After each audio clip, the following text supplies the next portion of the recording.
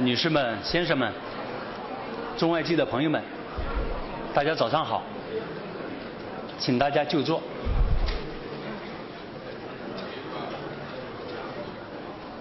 Ladies and gentlemen, friends from the media, good morning. Please take a seat.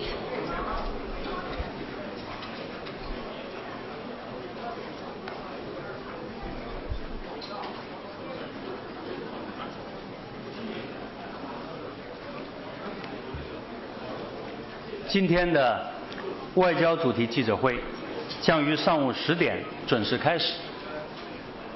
The press conference will begin at 10 a.m. sharp. 为了维护良好的采访秩序，我向大家做3点提示。There are several housekeeping matters that I'd like to draw your attention to. 1. 全场只有提问使用交传翻译。First, only the questions raised will be interpreted consecutively. 其他回答都使用同传翻译。The rest of the press conference will be interpreted simultaneously. 新闻中心准备了同传耳机，有英、法、西、阿、俄、日6种语言，耳机上已经注明。记者朋友可以根据自己的需要选择，并请在记者会结束后归还原处。Simultaneous interpretation is available in English, French, Spanish, Arabic, Russian, and Japanese. Please refer to the headphones for instructions and make sure to return them after the conference. 2. 请获得提问机会的记者有序提问，提问前请通报所代表的媒体的名称。Second, please identify your media affiliation before raising the question. 为了让更多的媒体有提问的机会，请每位获得提问机会的记者只提1个问题，提问时请直奔主题，简洁清晰。In the interest of time, please ask only one question and try to be concise. 3. 记者会进行期间，请关闭手机或者将手机的所有功能全部置于静音状态，包括闹钟、视频窗口等等。建议大家现在可以检查一下自己的手机。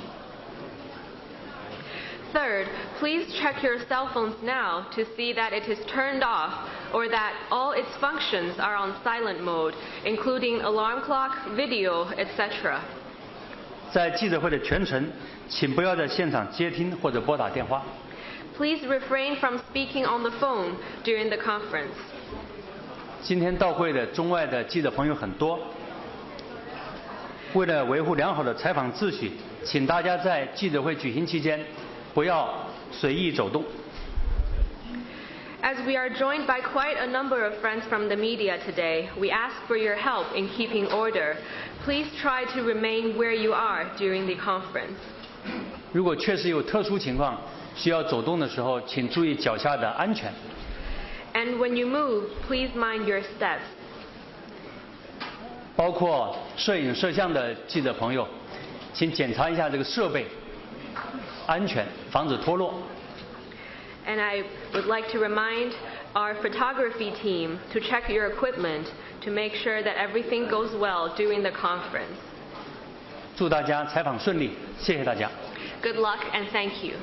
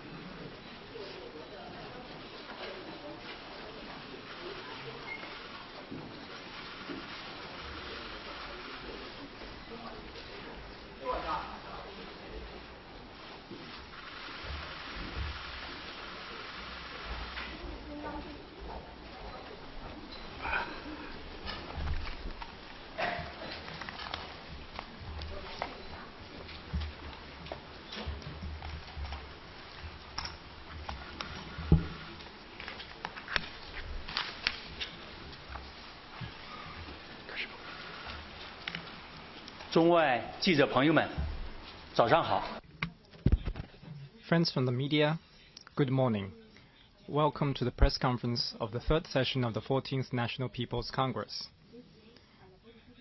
On this press conference, we'll brief you about China's foreign policy and external relations. We are pleased to have with us Mr. Wang Yi, member of the Political Bureau of the CPC Central Committee and Director of the Central Foreign Affairs Commission. Now the floor is yours, Mr. Wang Yi. Friends from the media, good morning. I'm very pleased to meet you again. Thank you for your continued interest in and support of China's diplomacy. The year 2024 saw profound changes in the international landscape, as well as remarkable progress in China's reform and development. Under the stewardship of General Secretary Xi Jinping, China made important progress in its diplomacy. We fostered a good external environment for China's high-quality development, brought much-needed stability to a changing and turbulent world, and made new and solid strides in building a community with a shared future for mankind. This year, the international situation is still full of challenges, but the mission of China's diplomacy remains unchanged. We will, along with other countries, continue to uphold what is right, steer the direction of our era, defend international fairness and justice, and safeguard world peace and stability. With that, I'm ready to take your questions. Thank you. The floor is now open for questions. 第一个问题，请中央广播电视总台康辉先生提问。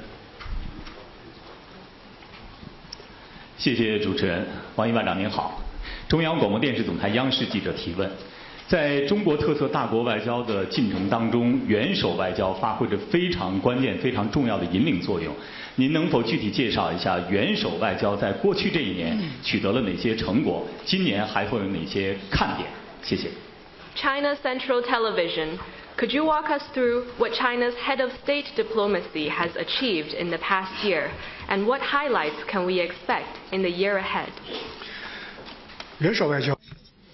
Head of state diplomacy is the highest form of China's diplomacy. In the past year, President Xi Jinping personally planned and conducted head of state diplomacy, and many fruitful results were achieved. Many wonderful moments are still fresh in our memory.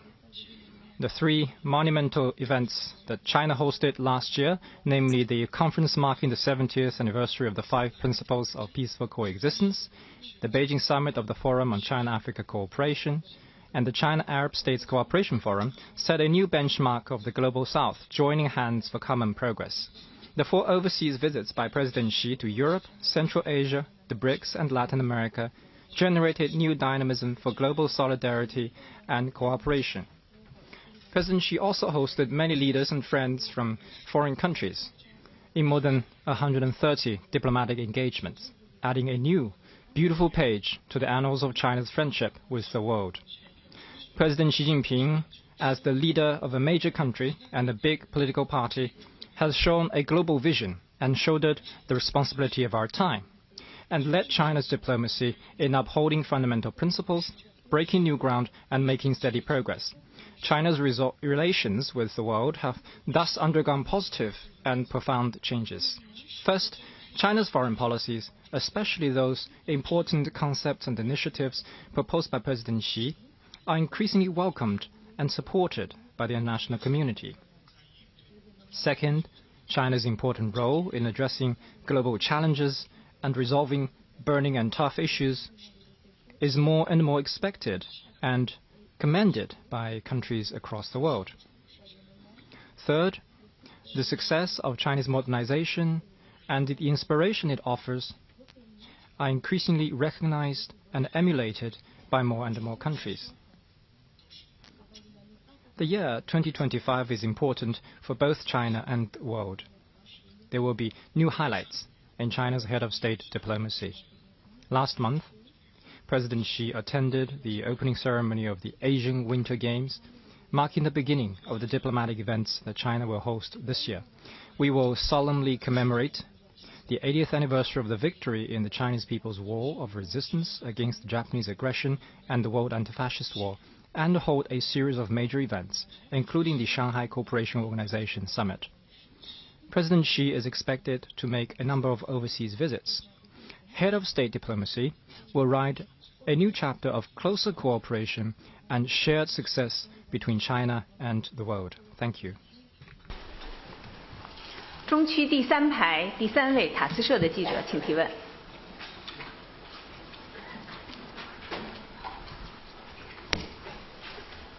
王部长你好，我是塔斯社的记者，我想问一下，去年以来，中俄领导人密集互动，两国关系健康发展，但是也有人担心，近期俄美开展对话，会不会影响中俄战略协作？您如何看待中俄关系？谢谢。Itar Tas. There have been frequent interactions between the leaders of China and Russia since last year, and China-Russia relations have enjoyed sound development. At the same time, some are wondering whether recent Russia-US talks would affect China-Russia strategic coordination. What is your take on China-Russia relations? 中俄关系 I have been asked about China-Russia relations every year, although from different perspectives each time. What I want to emphasize is that no matter how the international landscape evolves, the historical logic of China-Russia friendship will not change, and its internal driving force will not diminish. Based on deep reflections on historical experience, China and Russia have decided to forge everlasting good neighborliness and friendship, conduct comprehensive strategic coordination, and pursue mutual benefit cooperation and win-win, because this best serves the fundamental interests of the two peoples and conforms the trend of our times. The two countries have found a path of non-alliance, non-confrontation, and not targeting any third party in developing their relations. It is a pioneering effort in forging a new model of major country relations and has set a fine example for relations between neighboring countries. A mature, resilient, and stable China-Russia relationship will not be swayed by any turn of events, let alone be subject to interference by any third party. It is a constant in a turbulent world, rather than a variable in geopolitical games. Last year marked the 75th anniversary of China-Russia diplomatic relations. President Xi Jinping and President Vladimir Putin had 3 face-to-face meetings, jointly steering the China-Russia comprehensive strategic partnership of coordination for the new era into a new historical stage. This year will be the 80th anniversary of the victory in World War II.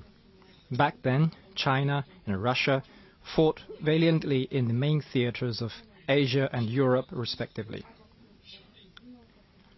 The two nations made immense sacrifice for and major historic contributions to the victory of the World Anti-Fascist War.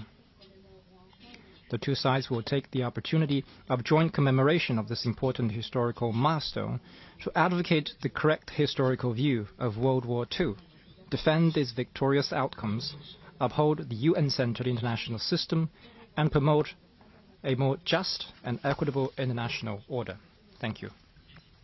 请大家继续提问。请中区第1排第3位这位男士，谢谢。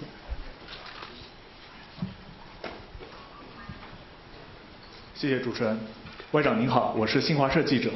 您刚刚提到2024年的中国外交为动荡不安的世界注入了宝贵的稳定性。2025年的国际形势可能会更加的变乱交织，您觉得中国外交又将发挥怎样的作用？谢谢。Xinhua News Agency.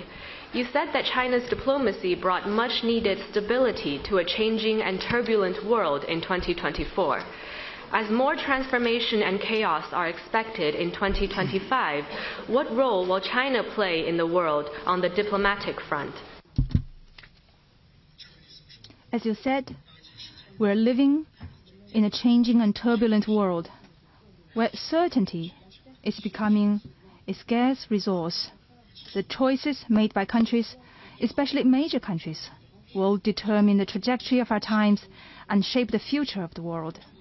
China's diplomacy will stand firm on the right side of history and on the side of human progress. We will provide certainty to this uncertain world. We will be a staunch force defending our national interests. The Chinese people have a glorious tradition of relentlessly seeking self-renewal. We never provoke, and we are not intimidated by provocations. No maximum pressure, threat, or blackmail can undermine the unity of the 1.4 billion people or stop our historic strides toward the great rejuvenation of the Chinese nation. We will be a just and a righteous force for world peace and stability. We will continue to expand our global partnerships featuring equality, openness, and cooperation, actively use the Chinese approach in resolving hotspot issues, and write a new chapter of the Global South seeking strength through unity. We will prove with facts that the path of peaceful development is bright and can ensure stable and sustainable progress, and that it should be the choice of all countries. We will be a progressive force for international fairness and justice. We will uphold true multilateralism and bear in mind the future of humanity and the well-being of the people. We will promote global governance that is based on extensive consultation, joint contribution, and shared benefit. We will observe the purposes and principles of the UN Charter and build more consensus for an equal and orderly multipolar world. We will be a constructive force for common development of the world. We will continue to expand high-standard opening up and share the vast opportunities of Chinese modernization with all countries. We will safeguard the multilateral free trade system, foster an open, inclusive, and non-discriminatory environment for international cooperation, and advance a universally beneficial and inclusive economic globalization. 请继续提问，请南区第6排第1位男士提问。谢谢，我是美国有线电视新闻 CNN 的记者。那你也知道，特朗普总统重返白宫之后，大力奉行他的美国优先政策。那么就职不到2个月的时间内呢，已经是让美国从多个重要的国际组织和协议中退群，同时冻结了美国对外援助的大部分运作和资金，对美国传统的盟友和伙伴也是威逼利诱。所以我给您的问题就是，您觉得他的这种种种政策和行为，是不是可以让中国坐享其成，为中国在全球事务中扮演更关键角色提供一个绝佳的战略机遇，并且顺势重塑由美国主导的国际秩序呢？谢谢。CNN. President Trump has adopted an America First policy after his return to the White House. Less than 2 months into his presidency, he has spoken about withdrawing from international organizations and treaties and suspending U.S. aid to foreign countries, and has threatened traditional allies. Do you think this is good for China's development? Does it provide a strategic opportunity for China to play a bigger role in international affairs and reshape the global? This is a very sharp question, but I'm ready to share with you my views. There are more than 190 countries in the world. Should everyone stress my country first and obsess over a position of strength? The law of the jungle would reign the world again. Smaller and weaker countries would bear the brunt first, and international norms and order would take a body blow. At the Paris conference over 100 years ago, the Chinese asked a question resonating across the ages. Does right prevail over might? Or does might make right? New China stands firm on the side of international justice and resolutely opposes power politics and hegemony. History should move forward, not backward. A big country should honor its international obligations and fulfill its due responsibilities. It should not put selfish interests before principles, still less wield its power to bully the weak. A saying in the West goes, there are no eternal friends, only permanent interests. But we in China believe that friends should be permanent, and we should pursue common interests. With a keen understanding of the trend of history and our times, President Xi Jinping has proposed building a community with a shared future for mankind and called on all countries to transcend disagreements and differences, jointly protect our only planet, and develop together the global village as our common home. This great vision reflects not only the fine tradition of Chinese civilization that the world belongs to all, but also the internationalist commitment of Chinese communists. It enables us to see the well-being of the entire humanity, just like having a bird's-eye view of all the mountains that would look small when we stand on a peak, as described in an ancient Chinese poem. We are pleased to see that more and more countries have joined the cause of building a community with a shared future for mankind. Over 100 countries support China's Global Development Initiative, Global Security Initiative, and Global Civilization Initiative, and that more than 3/4 of countries across the world have joined the family of Belt and Road Cooperation. History will prove that a real winner is the one that keeps in mind the interests of all, and that a community with a shared future for mankind will ensure the world belongs to everyone, and that everyone will have a bright future. Thank you.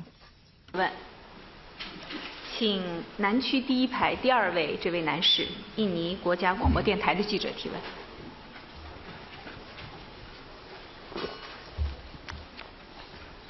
Thank you. I'm from Radio Republic Indonesia. My question is, developing countries and small and medium-sized countries are more likely to become victims in an increasingly unstable and unpredictable world. What do you think Global South countries can do to safeguard their own interests amid the current international landscape? Thank you. 印尼国家广播电台，世界越不稳定、不确定，发展中国家和中小国家就越容易沦为牺牲品。您认为当前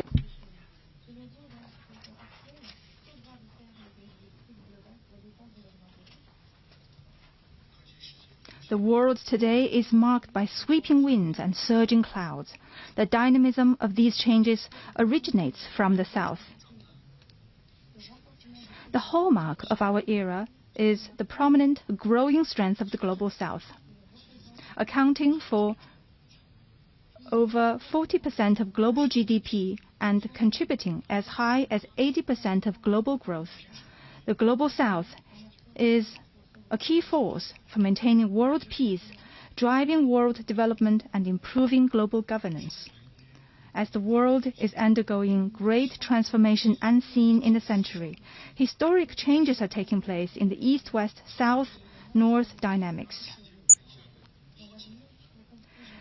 The Global South holds the key to bringing stability to the world and making it a better place. The Global South should strengthen themselves. Since the beginning of the year, Indonesia has become a full member of BRICS. Let me offer my congratulations. And 9 partner countries have joined the BRICS family. BRICS is emerging as a backbone of cooperation and an engine of growth in the Global South. The greater BRICS should be made bigger and stronger to give more momentum to the development of the Global South. The Global South should stand together in unity. This year, China will host the Shanghai Cooperation Organization Summit, Brazil the BRICS Summit, and South Africa the G20 Summit. We should speak in one voice to the world, safeguard our common interests, and steadily increase our representation and voice in global governance. The Global South should strive for development. Last November, President Xi Jinping announced 8 actions that China would take in support of global development, generating new energy for faster Global South development. We should keep development as a central international agenda item, build up the momentum, enhance our capacity, and advance hand in hand toward modernization. China is naturally a member of the Global South because we have fought colonialism and hegemonism together in history, and we are committed to the common goal of development and revitalization. No matter how the world changes, Our heart will always be with the Global South, and our root will grow deeper in the Global South. China will work with all Global South countries to add a new chapter to the annals of the history of the world. 请北区第3排第3位男士，彭博社的记者提问。Thank you. A question from Bloomberg. Direct talks have started between the United States and Russia on ending the war in Ukraine. President Trump has said he would welcome China's help in the process. What role does China think it could play? And under what circumstances would China consider sending peacekeeping troops into Ukraine? Thank you. 彭博社，美国和俄罗斯已就结束乌克兰危机展开直接谈判。特朗普总统表示，欢迎中国在这一过程中提供帮助。中方认为应该为此发挥什么作用？什么情况下中方会考虑派遣维和部队？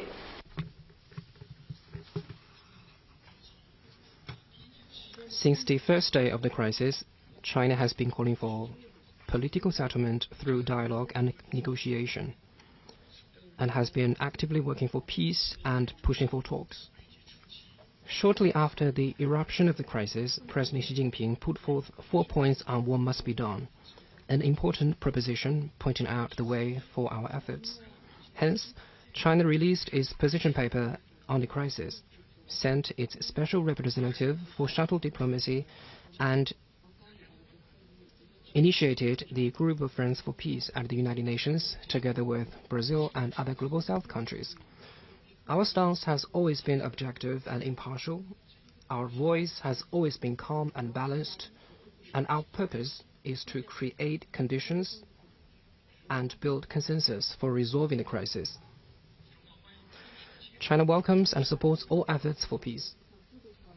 At the same time, it is also important to see the complexity of the causes of the crisis. As the Chinese proverb puts it, it takes more than 1 cold day to freeze 3 feet of ice. Likewise, melting that thick ice cannot be done overnight. No one wins in a conflict, but everyone gains in peace.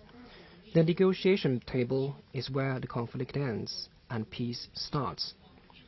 Although the relevant parties have not had their positions fully aligned, they all hope to have a fair and durable peace deal that is binding and accepted by all the parties concerned.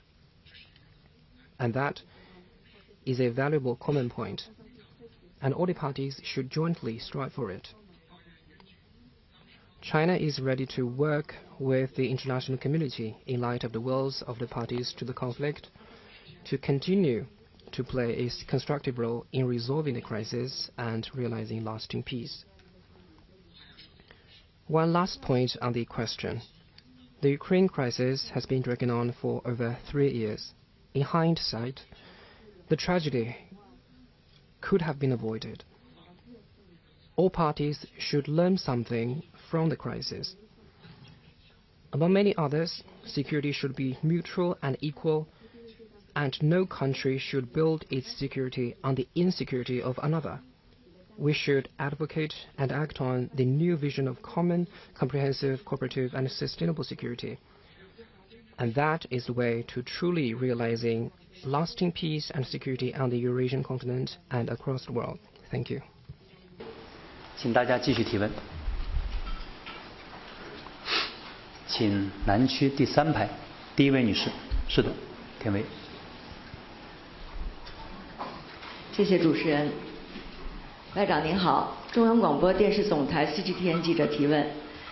DeepSeek 异军突起，向全球展示了中国在人工智能领域的创新能力。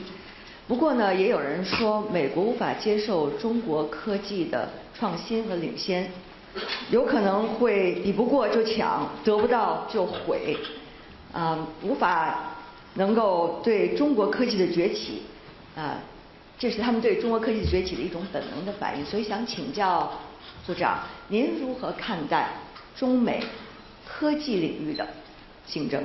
谢谢。CGTN. The impressive emergence of DeepSeek showcases China's innovation capability in AI. Some say that the U.S. finds it unacceptable to let China get ahead in science and technology. Its instinctive response to China's technological rise is, if you can't win, just snatch it. If you can't get it, just destroy it. What is your view on China-U.S. competition in science and technology? Recently, China's scientific and technological innovation has more than once defied people's imagination. From breakthroughs in atomic bombs, missiles, and satellites decades ago to the Shenzhou space missions, to the Chang'e lunar exploration program, and to 5G, quantum computing, and DeepSeek. Generations of the Chinese people have never stopped in their endeavor for innovation, and we're witnessing an ever-expanding horizon for China to become a sci-tech powerhouse. Admittedly, the journey has not been smooth, be it missile technology, space science, or chip making. Unjustified external suppression has never stopped. But where there is blockade, there is breakthrough. Where there is suppression, there is innovation. And where there is the fiercest storm, there is the platform launching China's science and technology skyward, like the Chinese mythological hero哪吒soaring into the heavens. As well put by an ancient Chinese verse, no mountain can stop the surging flow of the mighty river. Likewise, high fences and small yards cannot suppress the spirit of innovation, and decoupling and supply chain disruptions will only lead to self-isolation. Science and technology should not be used to put up an iron curtain. It should be the wealth that benefits all and is shared by all. To promote common development of humanity, China has taken real measures to implement the Global AI Governance Initiative put forth by President Xi Jinping and released the AI Capacity Building Action Plan for Good and for All. We have also proposed the Initiative on International Cooperation in Open Science together with Brazil, South Africa, and the African Union, calling on all to give priority to sci-tech capacity building of the Global South so that no country is left behind. We're ready to share the fruits of our innovation with more countries and jointly explore the mysteries of the stars and oceans. Thank you. 提问，请中区第6排路透社的记者提问。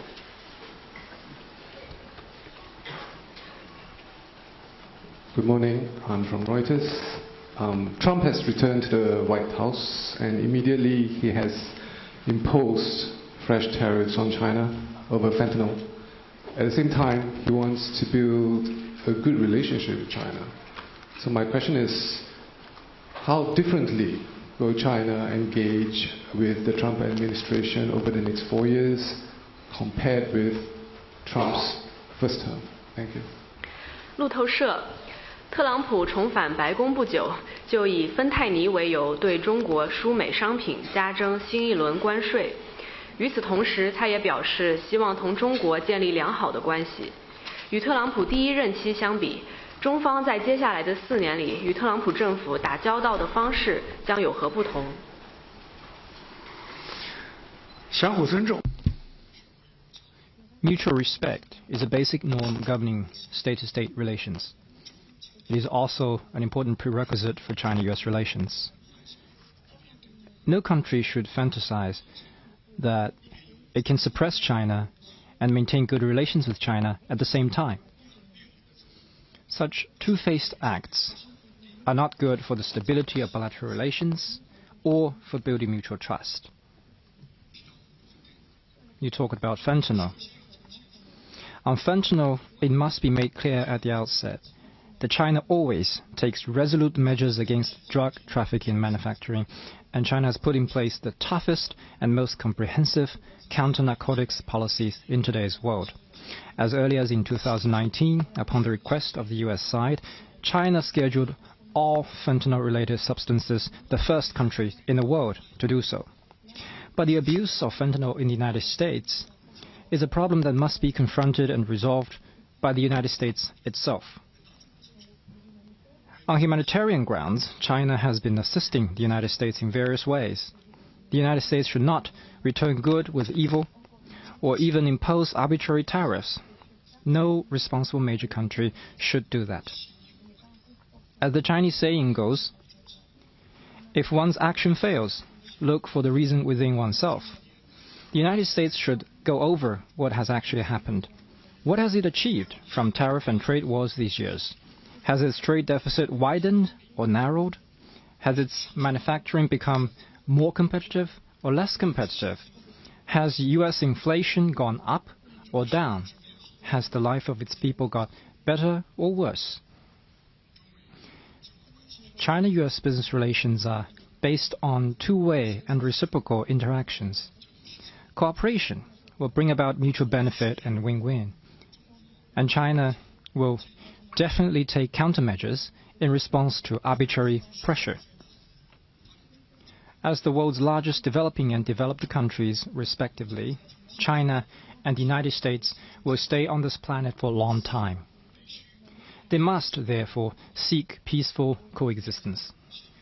As President Xi Jinping noted in his telephone call with President Donald Trump earlier this year, confrontation and conflict should not be an option.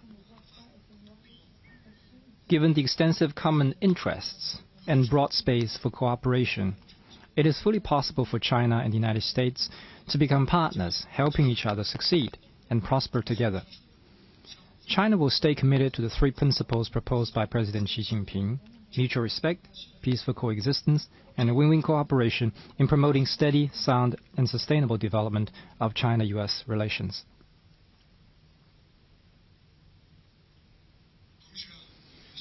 At the same time, we hope that the U.S. side will listen to the calls of the two peoples, see clearly the trend of the times, take an objective and rational view of China's development, engage proactively with China in practical exchanges, and work together with China to pursue the right way of getting along with each other to the benefit of the two countries and the whole world. Thank you.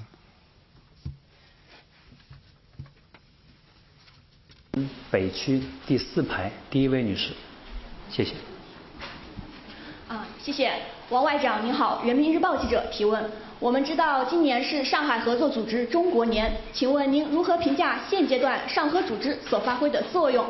中方在担任轮值主席国期间将提出哪些方案？今年将在中国举行的上合峰会又将讨论哪些问题？谢谢。People's Daily. This year is the Shanghai Cooperation Organization's China Year. How does China see the current role of the SCO? What proposals will China put forward during its presidency? And what topics will be discussed at the upcoming SCO summit in China? Indeed, this year is SCO's China Year. The SCO was born in China and named after Shanghai. This means something special to us. We are very pleased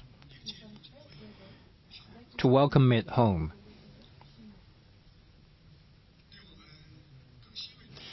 It is even more heartening that the SCO has grown through the past 24 years from a 6-member organization to a big family consisting of 26 countries.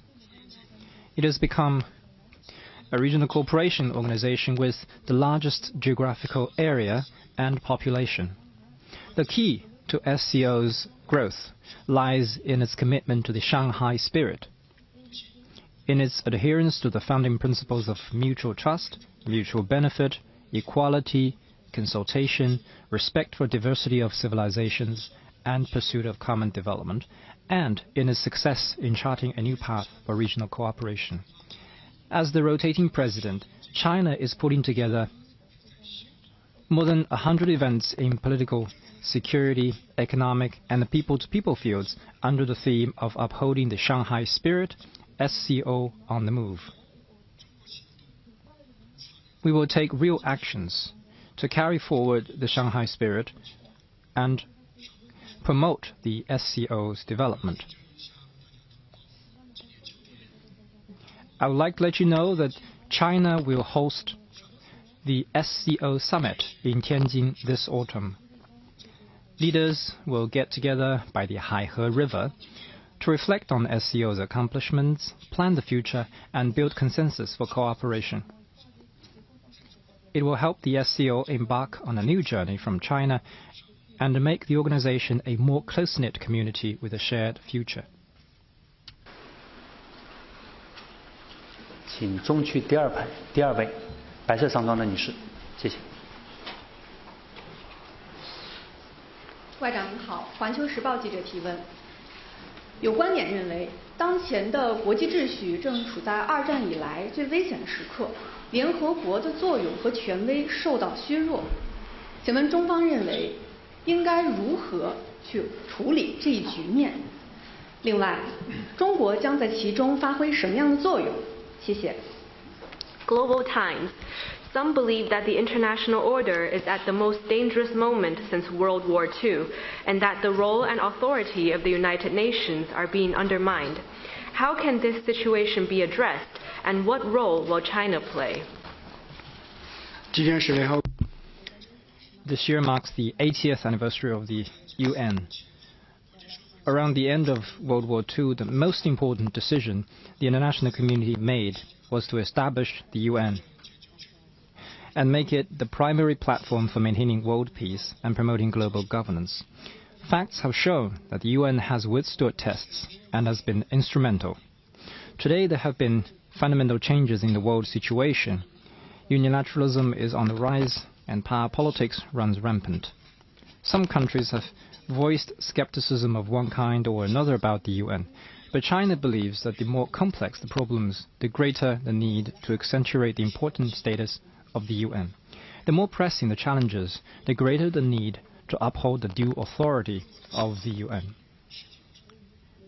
All countries want to prevent the world from returning to the law of the jungle.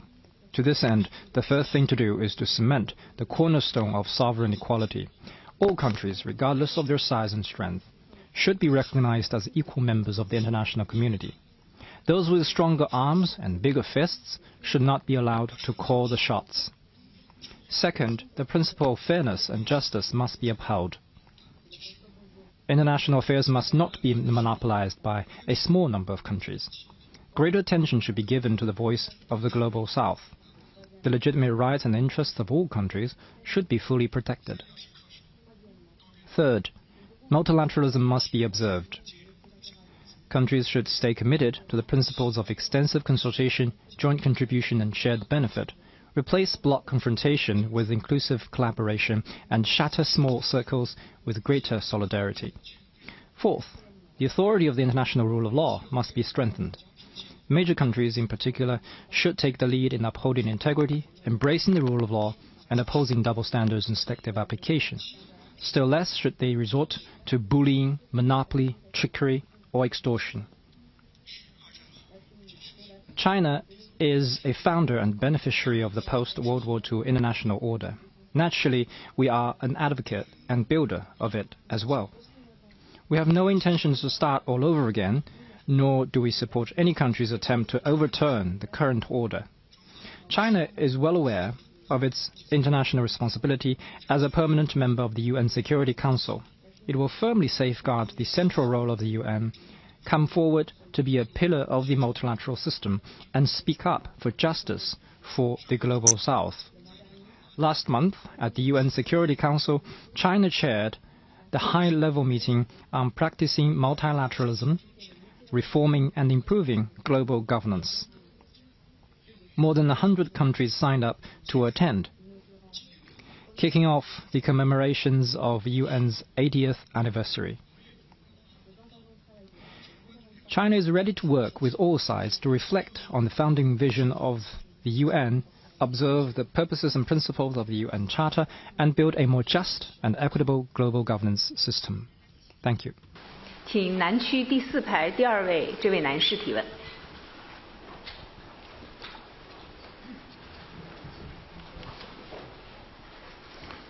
Thank you, Foreign Minister. This is a question for Anadolu Agency, Turkey.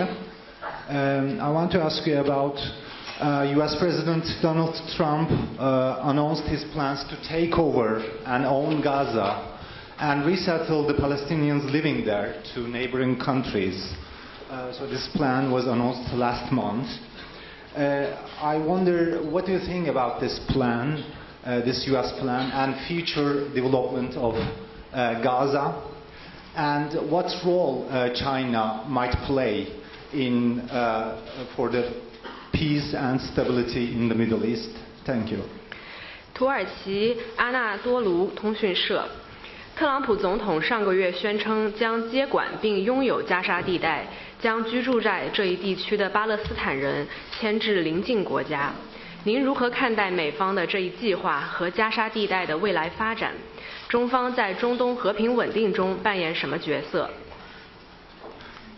你替前面那个阿拉伯小伙子。You actually raised the question for the Arab guy before you, and on behalf of all the brothers and sisters of the Arab world, and I think it's a very good question. Gaza belongs to the Palestinian people. It is an inseparable part of the Palestinian territory. Changing its status by forceful means will not bring about peace, but only new chaos. We support the plan for restoring peace in Gaza, initiated by Egypt and other Arab countries. The will of the people must not be defied, and the principle of justice must not be abandoned. If the major country truly cares about the people in Gaza, it should promote comprehensive and lasting ceasefire, ramp up humanitarian assistance, observe the principle of Palestinians governing Palestine, and contribute to the reconstruction in Gaza. Without Middle East peace, the world will not be stable. The Palestinian question has always been at the heart of the Middle East issue. The Israeli-Palestinian conflict takes place again and again simply because the two-state solution is only half achieved. The state of Israel has long been a reality, but the state of Palestine is still far beyond reach. Going forward, the international community should focus more on the two-state solution and give more support to independent statehood for Palestine. Only then could Palestine and Israel truly coexist in peace, and the Arab and Jewish peoples live side by side in enduring amity. To this end, first, all Palestinian factions need to deliver on the Beijing Declaration to achieve unity and self-strengthening. All parties in the Middle East need to rise above differences to support Palestinian statehood, and the international community need to build consensus and promote peace between Palestine and Israel. China is a strategic partner of Middle East countries and a sincere friend of our Arab brothers. We will continue to strive resolutely for justice, peace, and development for the Middle East people, and support countries in the region in taking their future in their own hands, independently exploring their development path, and realizing the dream of peace and revitalization at an early date. Thank you. 是第一排中间这位女士提问。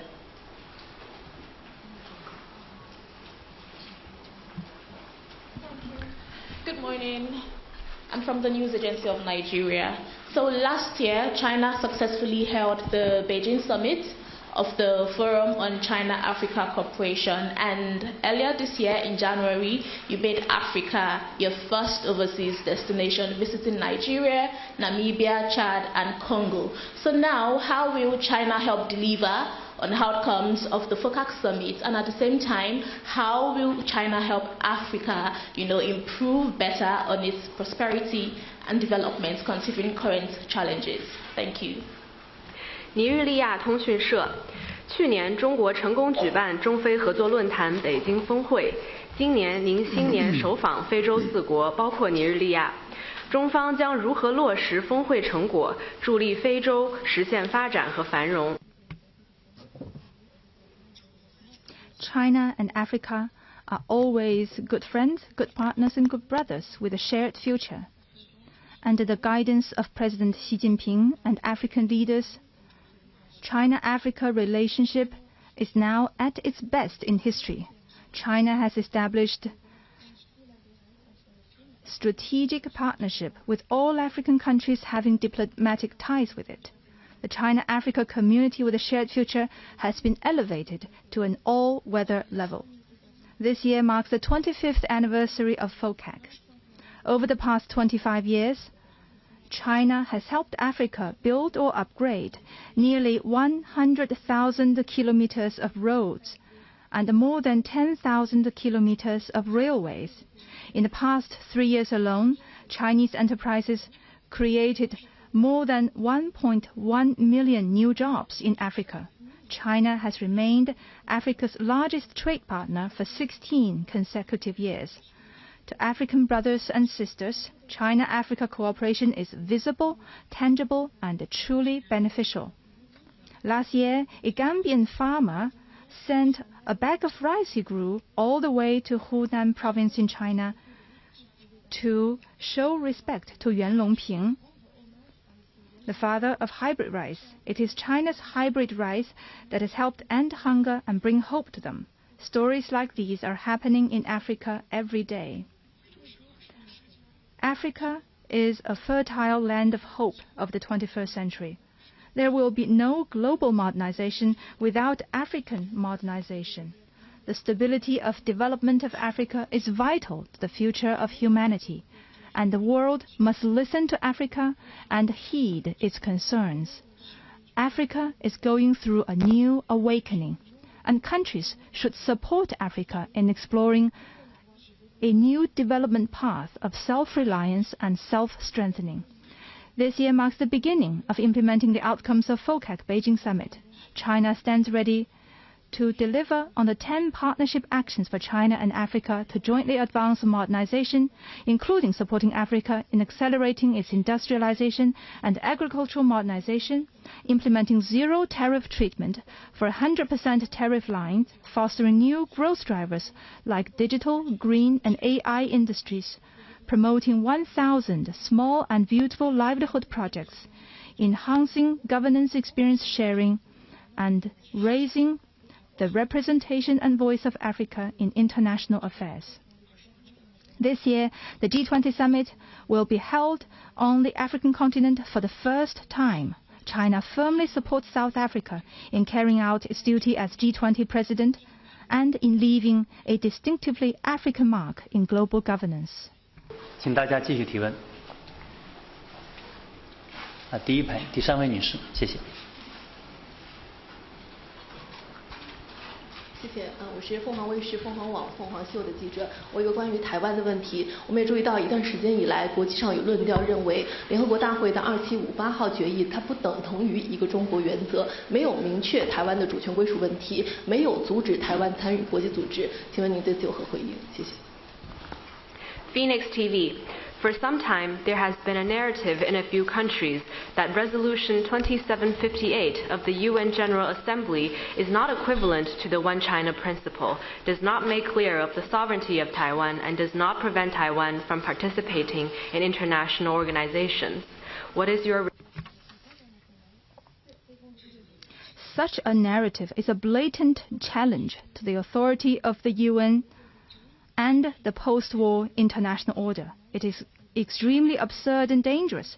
Those who spread it could use some help to improve their common sense. Taiwan is an inalienable part of China's territory. This is the history and the reality. This year marks the 80th anniversary of the recovery of Taiwan. 8 decades ago, the victory of the Chinese People's War of resistance against Japanese aggression put Taiwan back under China's sovereign jurisdiction. Both the Cairo Declaration and the Potsdam Proclamation, issued by major victorious nations of World War II, stated in explicit terms that Taiwan is a territory that Japan has stolen from the Chinese and shall be restored to China. Japan also accepted the terms of the Potsdam Proclamation and announced its unconditional surrender.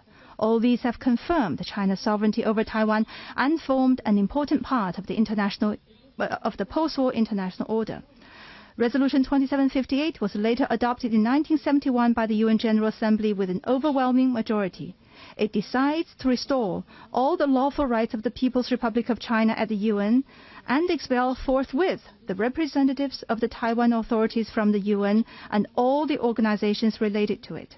Once and for all, this resolution resolved the issue of the representation of the whole of China, including Taiwan, in the UN, and precluded any possibility of creating two Chinas or one China, one Taiwan. The only reference to the Taiwan region in the UN is Taiwan province of China. Taiwan is never a country, not in the past and never in the future. To clamor for Taiwan independence is to split the country. To support Taiwan independence is to interfere in China's internal affairs. And to connive at Taiwan independence is to undermine the stability of the Taiwan Strait. The principle of sovereignty is the cornerstone of the UN Charter. No country or individual should adopt any kind of double standard. Respect for all countries' sovereignty and territorial integrity should mean support for China's complete reunification. And commitment to one China should mean opposition to any form of Taiwan independence.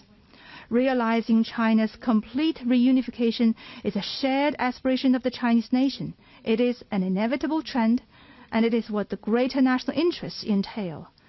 Seeking Taiwan independence is doomed to backfire, and using Taiwan to contain China will be nothing but a futile attempt. China will realize reunification, and this is unstoppable. Thank you. 请北区第5排第2位巴基斯坦通讯社的记者提问。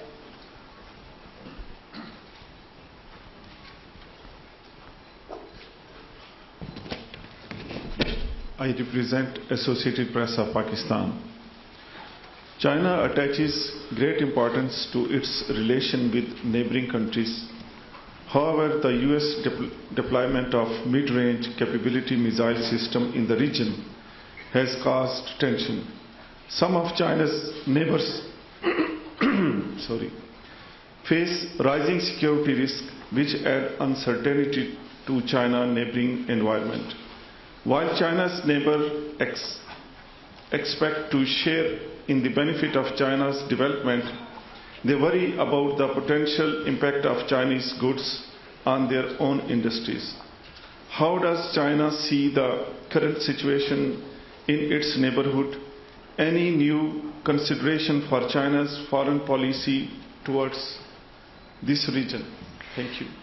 巴基斯坦通讯社。中国高度重视与周边国家的关系，但美国在本地区部署中导，挑动矛盾，一些邻国安全风险高起，给中国周边增添了不稳定因素。周边国家期待分享中国发展的红利，但也担心中国商品对本国产业带来冲击。中国如何看待？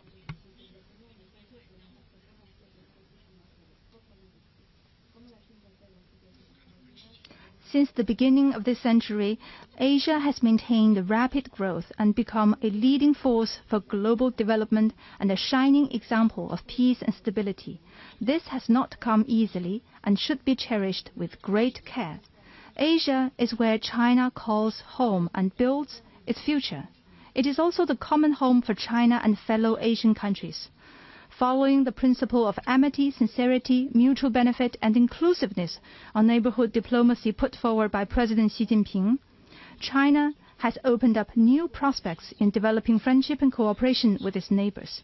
To date, China has reached common understanding on building a community with a shared future with 17 neighboring countries in 2 clusters in the Indochina Peninsula and Central Asia, respectively.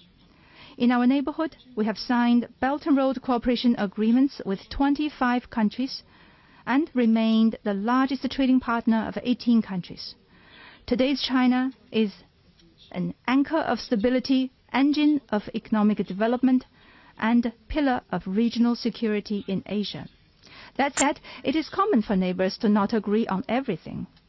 Issues left from the past and the conflict of immediate interests should both be properly handled. But we believe that harmony is key to a prosperous family in all endeavors. As long as we remain committed to the vision of a common home, stick to the goal of building a community with a shared future, and follow the principles of equal-footed consultation, mutual understanding, and mutual accommodation, we will be able to resolve differences, work with one another, and achieve win-win results.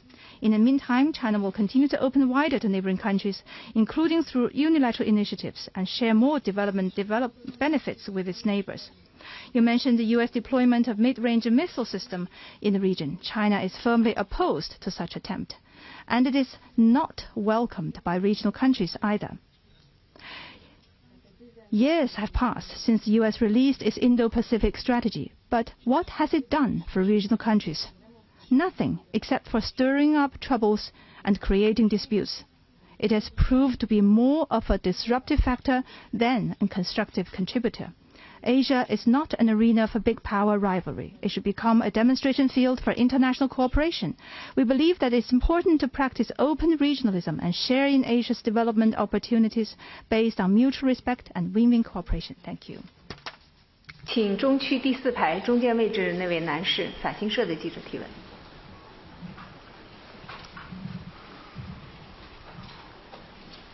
Thank you. Good morning, Foreign Minister. Question from AFP. China and the European Union are in the middle of long-running commercial tensions involving investigations over the renewables and electric vehicle sectors in particular. How does the Foreign Ministry see relations with the bloc evolving despite those tensions? Thank you. 中欧面临长期紧张的经贸关系，尤其是在新能源和电动车领域。在这种情况下，外交部如何看待中欧关系发展？ This year marks the 50th anniversary of the China-EU diplomatic ties. This is an important year. In this half-century-long relationship, the most valuable asset is mutual respect. The most powerful impetus is mutual benefit. The greatest unifying consensus is multilateralism, and the most accurate characterization is cooperation partner.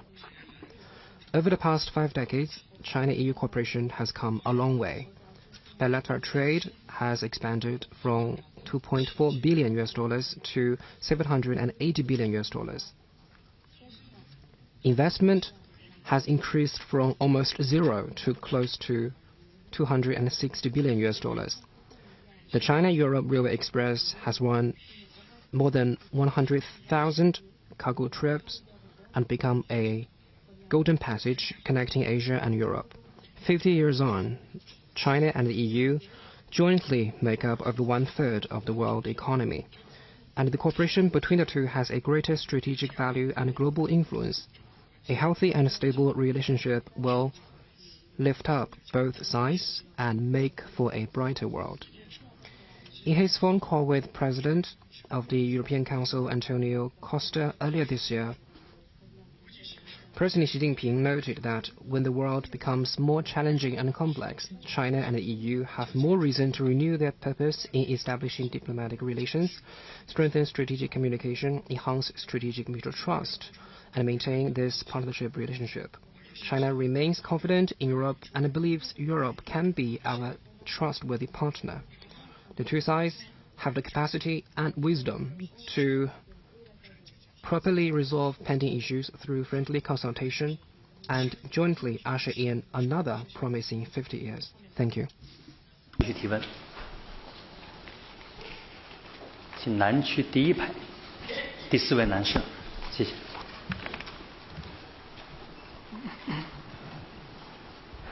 好，谢谢主持人。王毅外长你好，我是中国日报记者。我有一个关于民调的问题。去年马来西亚莫迪卡民调中心和新加坡有所福伊萨东南亚研究所的民调显示，东南亚民众对华好感度大幅上升。那么与此同时呢，美国民调机构皮尤研究中心的一项调查显示，相较于欧美国家，东南亚、非洲、拉美等全球南方国家更愿意给予中国正面评价。请问您如何看待有关民调结果和其中的差异？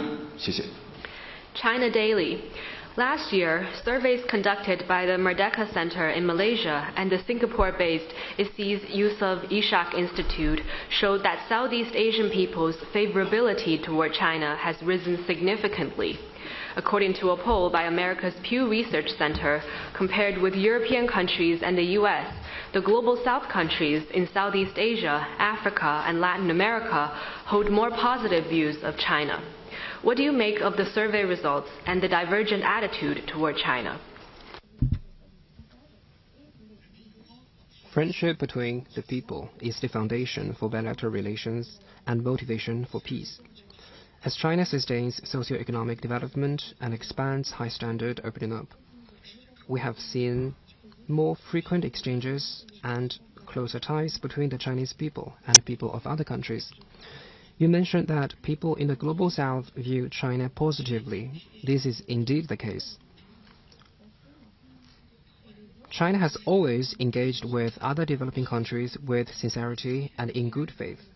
Our people share a natural affinity and empathy with each other. Meanwhile, I also noticed that among people from developed countries, discovering and embracing China is also becoming a trend. By traveling to China or through social media interactions, more people have seen a China that is safe, open, and modern, and got to know the friendly, open-minded, and witty Chinese people. A young man from America said he had received profound positivity from the Chinese people. The people have come to their conclusion, and it is like sunshine that dispels the mist of prejudice. Heart-to-heart communication has the power to break down all barriers. It is time to get rid of the information cocoon and take off the tinted glasses, and people of all countries are welcome to see with their own eyes a real and vivid China and feel with their heart the dynamism and drive of the 1.4 billion Chinese people. Thank you. 请北区第一排第3位男士提问。谢谢主持人，王毅外长您好。共同社记者提问：自去年11月，日本首相石破茂与习近平主席在秘鲁会见之后，以日本外相采界代表团先后访华开始，两国之间的往来越来越活跃。但是，两国之间还存在很多问题。请问王毅外长对当前的两国关系有什么看法？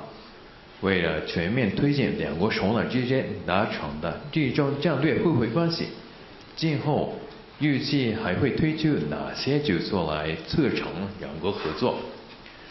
日方请求中国尽快解除禁令，重新进口日本水产品。对于日方关于恢复进口、安心再换营商等方面的担忧和期望，中方是否有意积极回应？谢谢。Kyoto News. Japanese Prime Minister Shigeru Ishiba met with Chinese President Xi Jinping in Peru last November. This was then followed by visits to China by the Japanese Foreign Minister and business leaders. China-Japan ties are warming, but issues remain. How would you comment on the current relationship? What more can we expect in measures to promote cooperation in order for this strategic relationship of mutual benefit to advance across the board?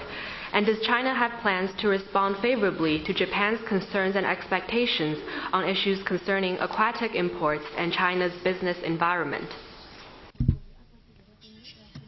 Last November, leaders of the two countries reached important common understandings on following the four political documents between China and Japan, comprehensively advancing the strategic relationship of mutual benefit and building a constructive and stable China-Japan relationship fit for the new era.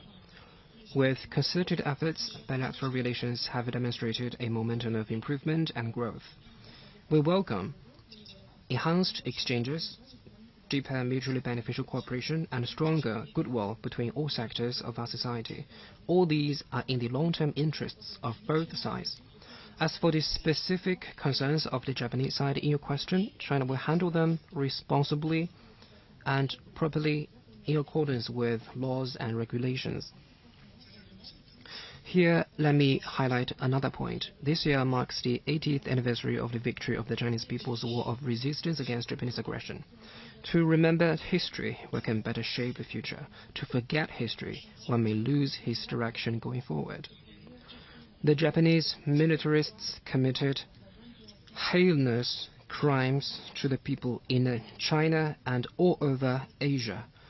They brought immense suffering for the Japanese side as well. Guarding against the revival of militarism is a duty that Japan must carry out without a moment of relaxation. This is also the firm resolve of the Chinese and Asian people that will not be challenged.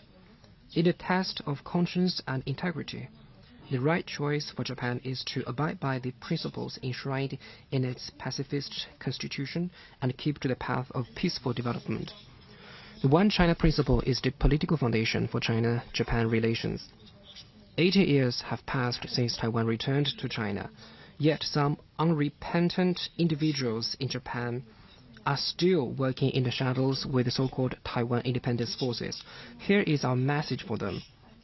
Stop the propaganda that a Taiwan emergency is a Japanese emergency. The truth is, to provoke trouble in the name of Taiwan is to invite trouble for Japan. There is a long history of ties between China and Japan. Japan knows best that China is a peace-loving country and a trustworthy neighbor with good intentions. For more than 1,000 years, China has meant opportunities, not threats, for Japan.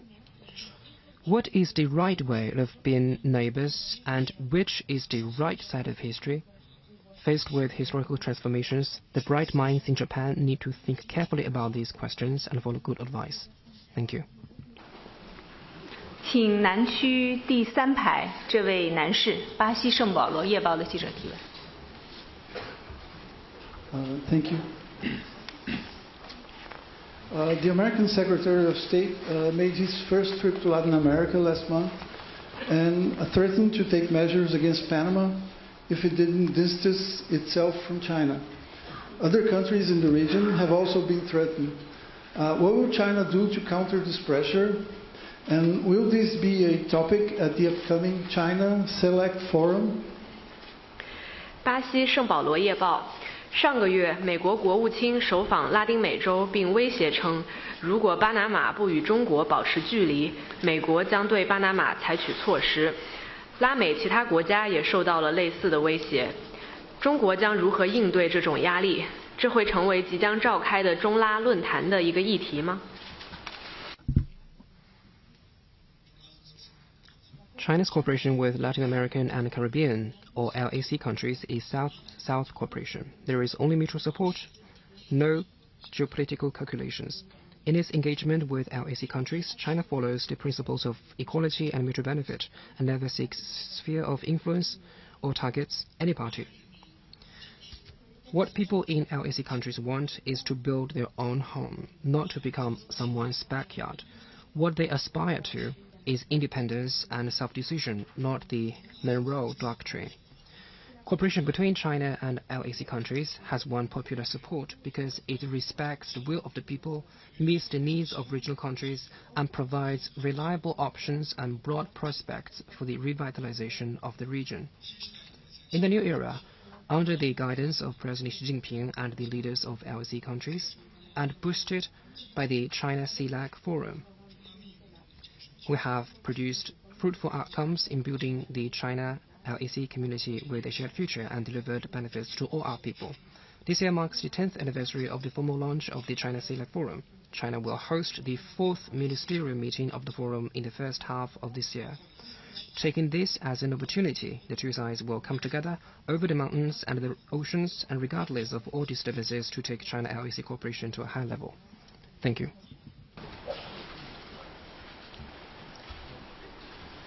请北区第2排举手的这位男士，谢谢。谢谢主持人，外长你好，东方卫视看看新闻记者提问。中国经济呢一直是世界经济增长的引擎，但近几年呢世界经济增长乏力，中国经济呢也遇到了一些挑战。想请问您觉得对中国经济今年的形势您如何看待？另外呢，今年的中国外交又将会推出哪些新举措，来更好地服务中国式现代化及社会经济发展？谢谢。Dragon TV. For years, China has been a growth engine for the world, but in recent years, the global economy has been weak, and the Chinese economy has encountered challenges. What do you think of China's economic performance this year, and what measures can we expect from the diplomatic front to facilitate Chinese modernization and China's economic and social development? The Chinese economy registered a 5% growth last year, continuing to stand out among the world's major economies. And we pulled it off amid a nationwide push for green transition, amid lackluster growth worldwide, and amid unilateral sanctions and suppression from the United States and others. It shows the distinct feature of the Chinese economy. Go get it against all odds.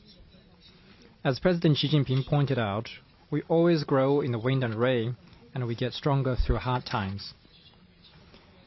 Whether it was the global financial crisis or the COVID-19 pandemic, did the Chinese economy ever fail to withstand the immense challenges and achieve even better development? Our confidence comes from China's supersized market and huge domestic demand, from China's robust industries and innovative drive, and more importantly, from China's institutional strength and reform and opening up. As people often say, the next China is still China. The Chinese miracle of unprecedented high-speed growth will be followed by even more remarkable high-quality development. China's foreign service will continue to provide solid strategic underpinning and foster a favorable external environment for Chinese modernization. We will create more convenient channels for two-way travel. So far, China has granted unilateral visa-free entry to 38 countries and extended the transit visa-free period to 240 hours for 54 countries. More countries may join our visa-free circle of friends, sustaining the popularity of China travel around the world. We will introduce more efficient foreign affairs services, coordinate resources at different levels, innovate and upgrade MFA's signature program of presenting the provinces of China, and build bridges of cooperation in China's further opening up. We will work for a better business environment, steadily expand institutional opening up, advance voluntary opening up in an orderly manner, continue unilateral opening up to the least developed countries, further cut down the negative list, lower the threshold of market access, and keep China as the go-to partner for international cooperation. Thank you. 请中区第二排第二位女士提问。王部长好，新加坡联合早报。请问中国和亚细安国家在南中国海行为准则的磋商上有什么新的进展？目前主要有哪些阻力？那过去一年，中国和菲律宾在南中国海的摩擦，会不会让磋商前景变得暗淡？中国要如何与亚细安国家增强互信，排除障碍，以推动南中国海行为准则尽快达成？谢谢。联合早报 What progress have China and ASEAN countries made in the consultations on a code of conduct in the South China Sea, and what are the major obstacles?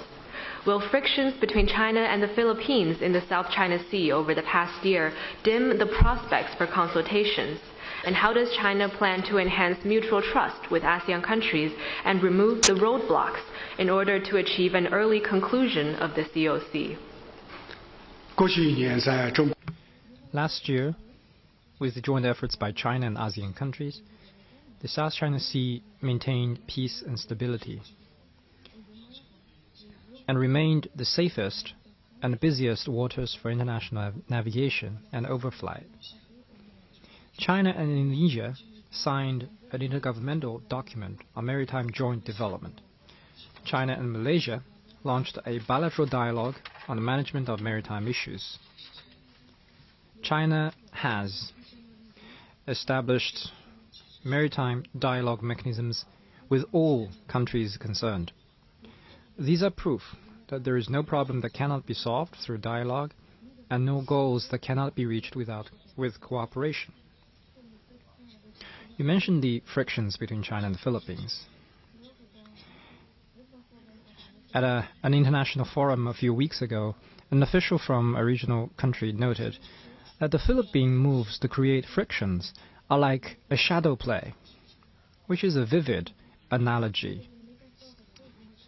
For every move on the sea by the Philippines, there is a screenplay written by external forces. The show is live-streamed by Western media, and the plot is invariably to smear China. people are no longer interested in watching the same performance again and again. China will continue to safeguard its territorial sovereignty and maritime rights and interests in accordance with law. When managing the situation at Renaijiao and Huangyandao, we will also take into account the actual conditions out of the humanitarian spirit. But let me make it clear that infringement and provocation will backfire, and those acting as others' chess pieces are bound to be discarded.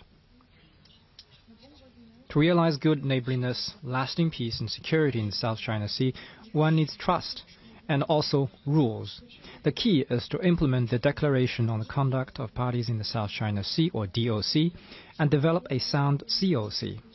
With China's facilitation, consultations on the COC are accelerating, and the third reading of the text has been completed.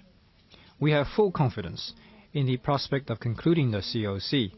China is ready to work with ASEAN countries to step up communication, stay clear of disturbances, and build consensus for an early conclusion of the COC, so as to make the South China Sea a sea of peace, friendship, and cooperation. Thank you. 请中区第5排第2位男士，谢谢。谢谢主持人，王毅外长您好，北京日报长安街知识记者提问。今年是第4次世界妇女大会召开30周年，习近平主席在2020年提出，中国将于今年再次召开全球妇女峰会，并指出要加快实现性别平等，将保护妇女权益上升为国家意志。您可否介绍会议筹备进展？中国将为世界妇女事业发展做出怎样的新贡献？谢谢。 Beijing Daily. This year is the 30th anniversary of the 4th World Conference on Women.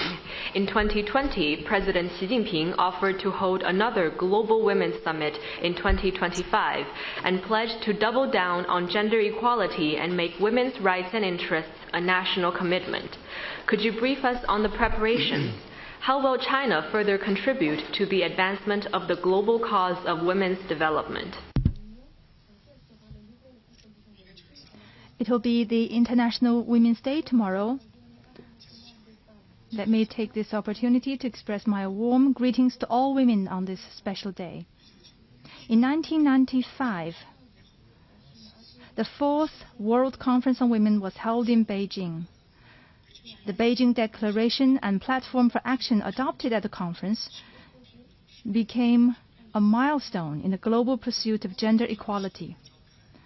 On the occasion of its 30th anniversary and as a follow-up to President Xi's proposal, China will convene a global leaders meeting on gender equality and women's empowerment in the latter half of this year.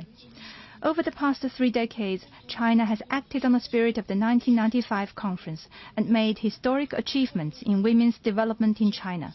We have upheld gender equality as our basic state policy and carried out national action plans dedicated to the all-round development of women. Countless outstanding women have become role models of our times, making their important contributions to Chinese modernization.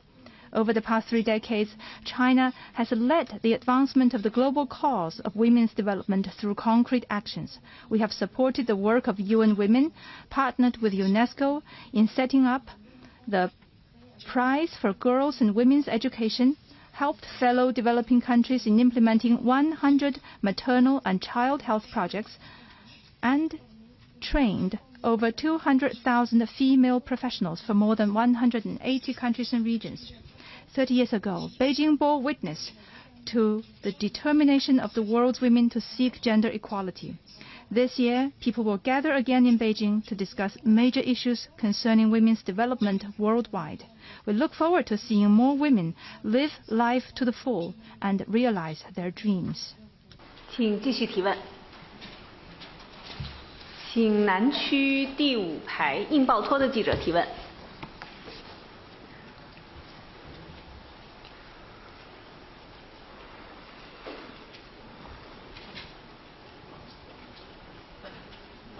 Thank you, Mr. Foreign Minister. My question relates to India-China relations. The two countries finally managed to achieve a breakthrough last year after a prolonged, perhaps over 4 years of or rather freeze in relations. The leaders of the two countries met at Kazan last year on the sidelines of the BRICS, followed by a series of meetings, including your own meetings with our National Security Advisor under the Special Representative for the Boundary Mechanism, as well as our own Foreign Minister, Dr. S. Jaishankar. So how do you see the relations progressing in this very turbulent times? We would like to hear your thoughts on the future of India-China relations as China sees it. Thank you. 印度报业托拉斯在印中领导人、外长、特代等高层互动的推动下，两国终于成功实现关系突破。您如何看待在当前全球剧烈变革的背景下两国关系的发展？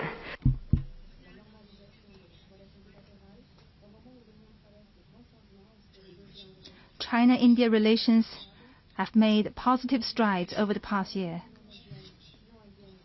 The successful meeting between President Xi Jinping and Prime Minister Narendra Modi in Kazan last October provided strategic guidance for the improvement and development of the bilateral ties. Both sides have earnestly followed through on the important common understandings of our leaders, strengthened exchanges and practical cooperation at all levels, and achieved a series of positive outcomes. China and India are each other's largest neighbors. China always believes that the two should be partners that contribute to each other's success. A cooperative pas de deux of the dragon and the elephant is the only right choice for both sides. As the two largest developing countries, China and India have a shared task to accelerate our country's development and revitalization. There is every reason for us to support each other rather than undercut each other, work with each other rather than guard against each other. This is the path that truly serves the fundamental interests of the two countries and peoples. As two ancient civilizations, we have enough wisdom and capability to maintain peace and tranquility in the border areas, pending a fair and reasonable solution. We should never allow bilateral relations to be defined by the boundary question, or let specific differences affect the overall picture of our bilateral ties. As important members of the Global South, we have the responsibility to take the lead in opposing hegemonism and power politics. We must not only safeguard the legitimate rights and interests of our countries, but also uphold the basic norms governing international relations. When China and India join hands, the prospects for greater democracy in international relations and a stronger Global South will improve greatly. This year marks the 75th anniversary of China-India diplomatic relations. China stands ready to work with India to sum up past experience, forge a path forward, and advance China-India relations on the track of sound and stable development. Thank you. 大家继续提问，请中区第3排第1位女士，谢谢。谢谢主持人。外长您好，中新社记者提问：去年中国从国外平安撤回1万多名同胞，近期网赌、电诈等跨境犯罪活动引发舆论高度关注。有评论认为，这会影响中国同相关国家人员往来。随着越来越多的中国民众走出国门，外交部将如何更好保护海外中国同胞合法权益？谢谢。China News Service. Last year, China safely evacuated and brought back over 10,000 nationals overseas. Recently, cross-border crimes like online gambling and telecom fraud have received much public attention. Some think this will impact the people-to-people exchanges between China and relevant countries. With more Chinese people traveling abroad, how well the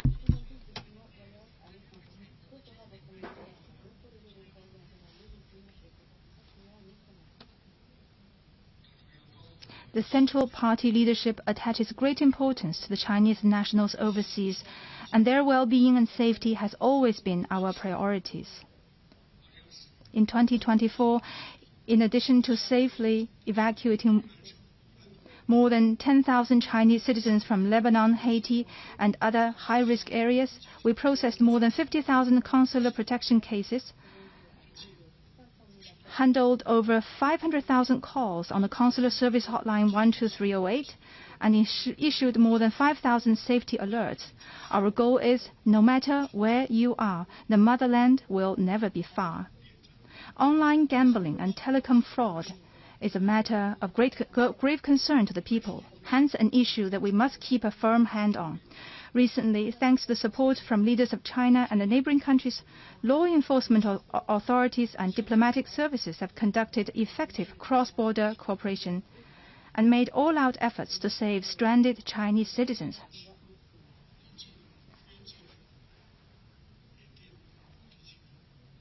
The telecom fraud parks in northern Myanmar near the border region with China have all been removed.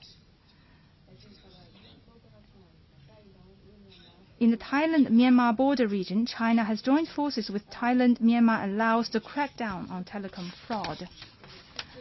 Our mission is to cut off the manipulating hands grasping at the people and to remove the malignancy of telecom fraud. In 2025, we will focus on 3 aspects to build the system for the protection of Chinese nationals and interests overseas. First, we will build an international cooperation platform for protecting the safety of overseas Chinese citizens. We will deepen cooperation on safety protection with other countries, especially with the BRI partner countries and Lancang Mekong countries, and expand the circle of friends for mutual assistance. Second, we will make good use of the consular service hotline, providing inquiries and assistance 24/7 without time difference. Third, we will improve the risk alert and emergency response coordination mechanism, providing overseas Chinese with efficient consular protection and assistance and more assurances to the people. Thank you. 记者朋友们，因为 This ends our press conference today. Thank you, Foreign Minister. Thank you all. Conference now concludes. Thank you.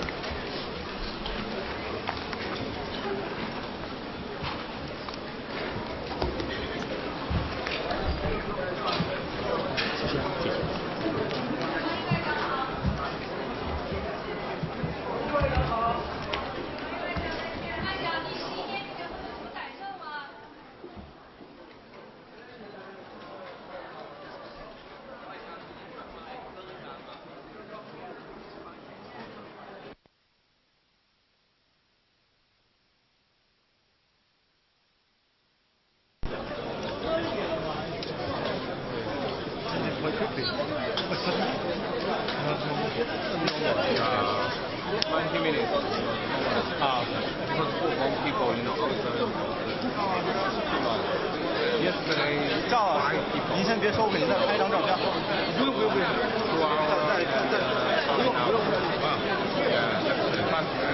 用。